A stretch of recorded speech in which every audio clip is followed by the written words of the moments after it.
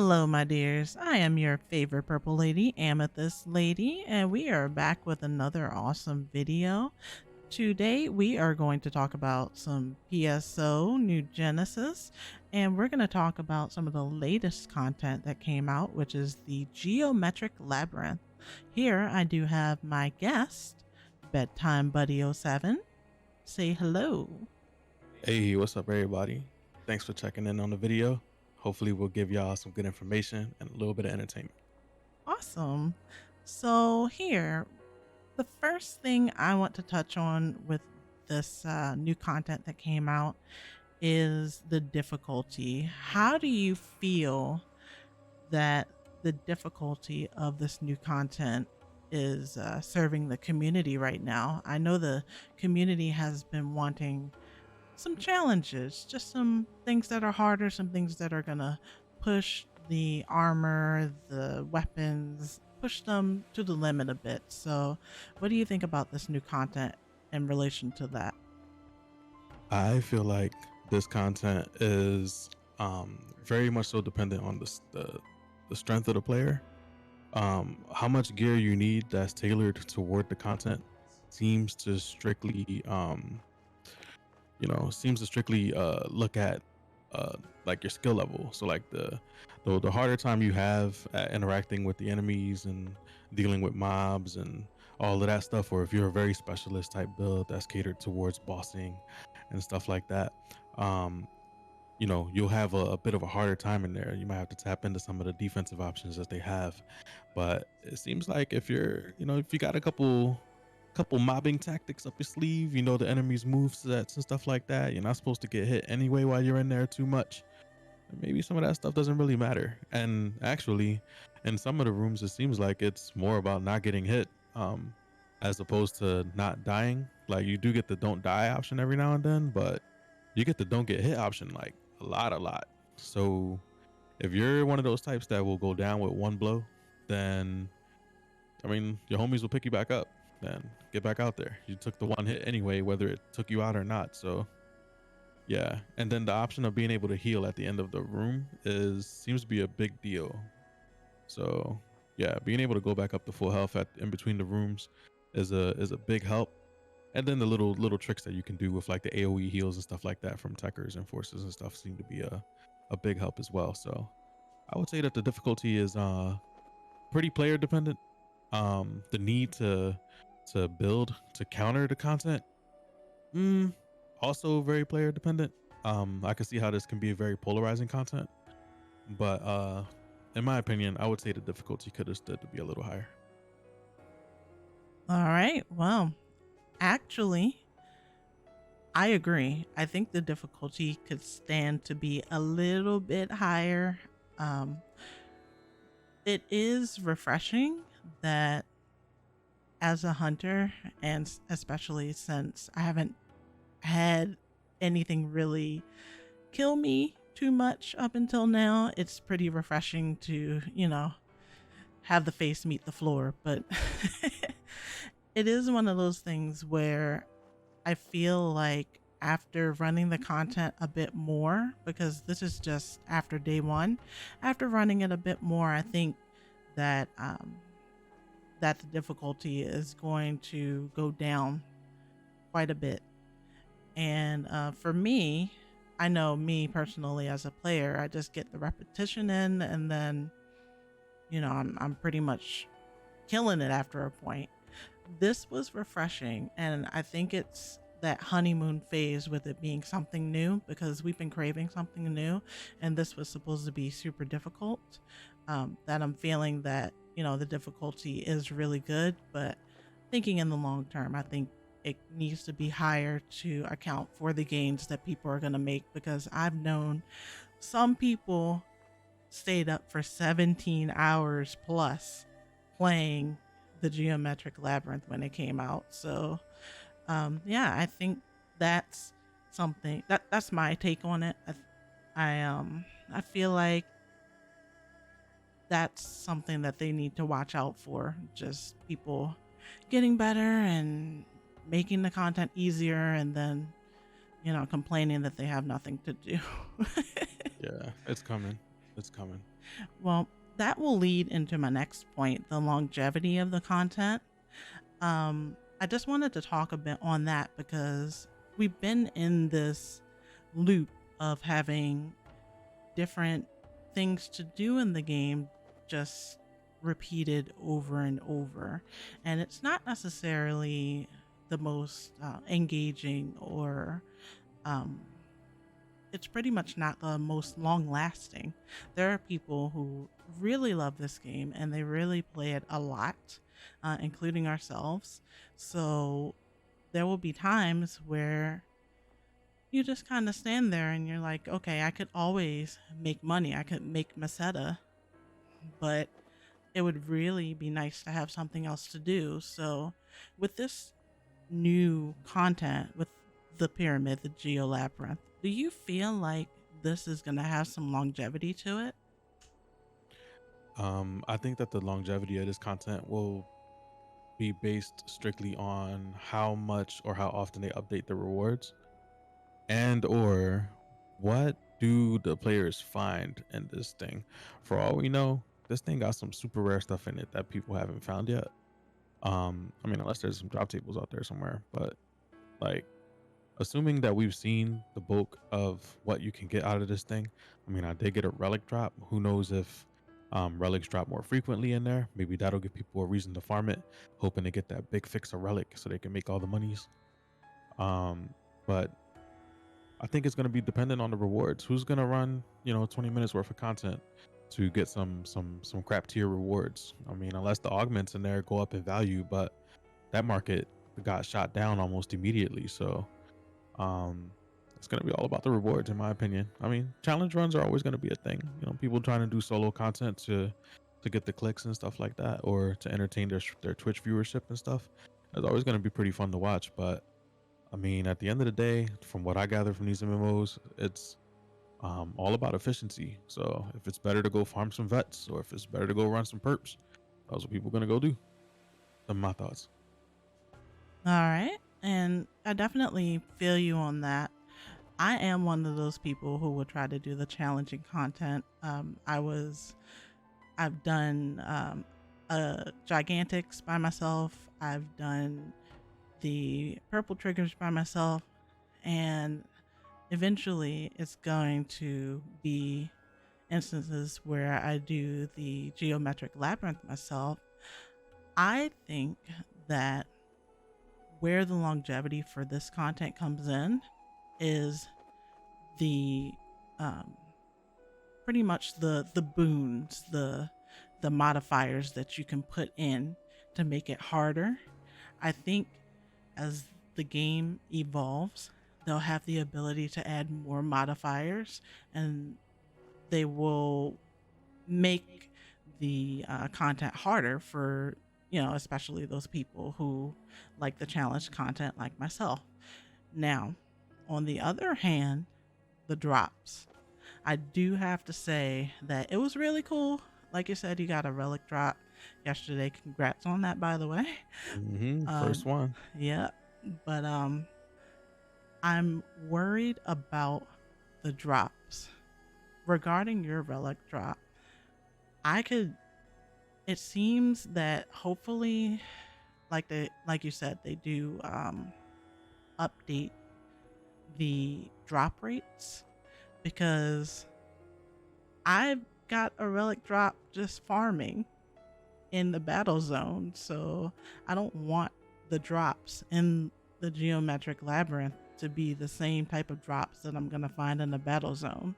I want either the rates to be higher, or I want better loot. Now I do know they have cosmetics in there, but I'd like to see just a little bit more. The new augments are nice too. They're updates to a few things that we have in game, but I don't feel like it's enough. And I have to say that I also do believe that the drops are going to dictate the longevity of this content. However, now that leads into the last thing I want to touch on, which is the fun factor. My last point is, how fun is the geometric labyrinth? as the newest addition, the new kid on the block, so to speak, when it comes down to the content in this game. What do you think? Are we talking like on a scale of 1 to 10? Sure, yeah, scale of 1 to 10. Let's go. Um, I'm gonna give it like a cool 7. I'm gonna give it like a cool 7. A 7? Yeah, I give it like a cool 7. Reason being is because there's not a whole lot of new going on in there, and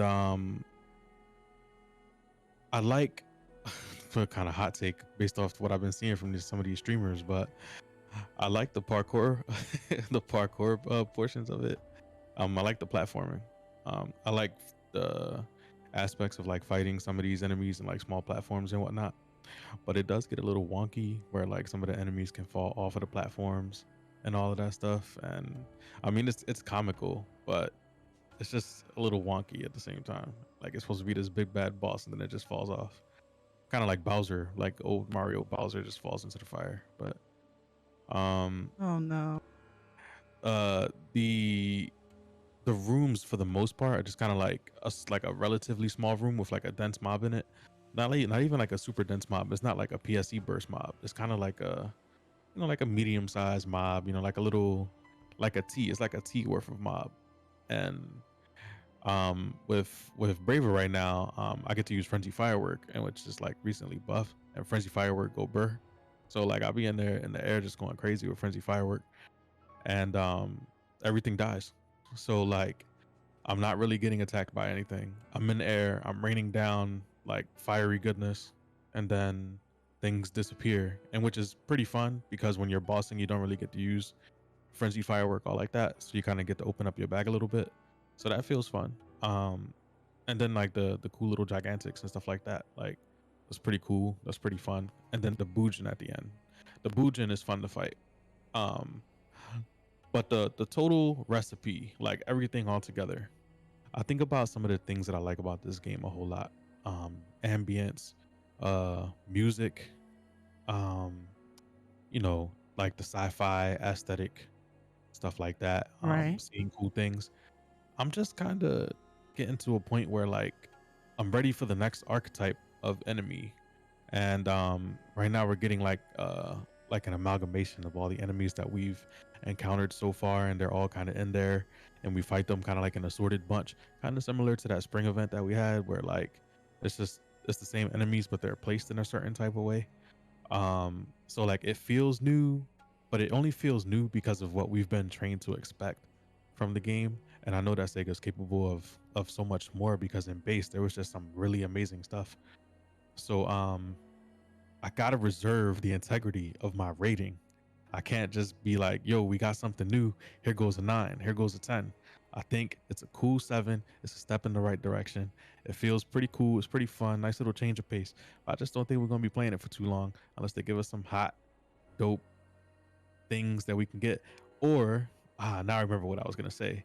um or they can give us and like the augments that they drop in there can be a component to a augment that'll be essential in the future.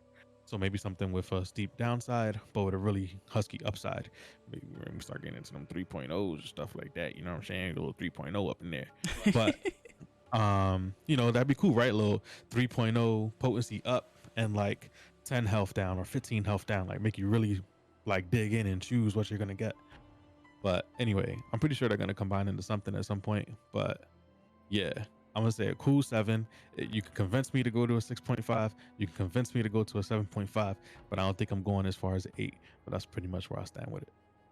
Wow. Okay. Well, y'all heard. So if you can convince him to go one way or the other in the comments, definitely do that.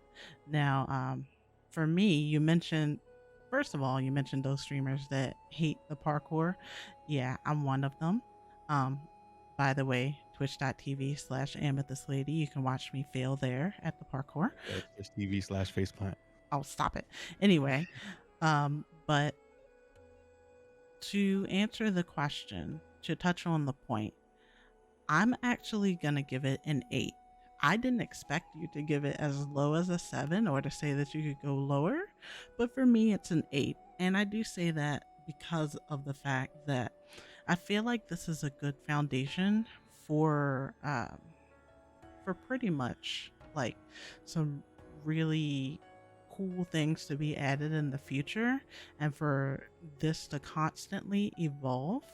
I do feel like it would be nice to see some different enemies in there than what you typically see out in the world, because look at it, it's a big pyramid in the like middle of Redham. You're expecting like some hidden pretty cool stuff to be in there, and yeah, you get some cool cosmetics, some stuff that isn't typically in the world, like the augments and all that in there. But are they going to stay just in the labyrinth, or are they going to be present eventually somewhere else? Like, I would love to see the labyrinth have more identity. I would love to see harder modifications as the player base grows and gets stronger and, you know, becomes the absolute rock stars that they are. um I want to see the labyrinth grow with it. A lot of people were saying that, you know, this is reminiscent of Divide Quest, and I feel that too, but I feel like it's kind of a shell of it. Like, I'm not too enamored by the honeymoon phase of this to not realize that there's still some work that can be done. But I do believe in Sega to be able to do it. I mean, look at the Dark Falls fight. That's one of the most loved UQs by the player base so far. So I'm leaving my 8 rating as something that is that gives Sega room for improvement, as I do expect and many players expect with the rest of the game. And that's my take. With all that being said, let us know what you think down in the comments. We would love to hear from you. Bedtime, do you have anything else to say before I close it out? Only that, and I don't want to drag down the high note that the video is ending on, but I do want to comment on the Divide Quest thing, because I have heard people say that that it's reminiscent of Divide Quest. I would only impose upon those people to consider that when it came to Divide Quest, like, it had a few little like unique little interactions in there, like with the whole race to the finish thing, and like the way you had to kind of work together to accomplish some of those things, and the levels and the bosses and all of that stuff. Like, right now it kind of feels like a Team Trainia type thing. Like, you got the cubes in there, you got the little rooms with the enemies, but it's all things that you can pretty effectively do on your own, again, based on the skill of the player, of course. But I just feel like it's not like Divide Quest. I see where people are coming from, but Divide Quest just felt different. They hit different. I agree. Yeah, but it's still dope though. I agree. Step in the right direction. I dig it. All right, cool. Well, hey, if you like this type of content, make sure to hit that thumbs up to help out the channel, and subscribe if you're looking forward to seeing more awesome gaming content. Special thanks to Bedtime Buddy and all of our AKN supporters. Thank you so very much. Until next time, my dears, take care and bye.